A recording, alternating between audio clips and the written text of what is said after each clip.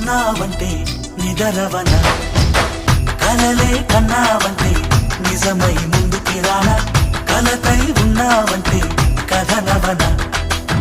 అమ్మలో ఉండే సగం అక్షరం నేనే, నాన్నలో రెండో సగం లక్షణం నేనే. అమ్మ తోడు నాన్న తోడు అన్ని నీకు అన్నే చూడు, చెల్లిపోని బంధం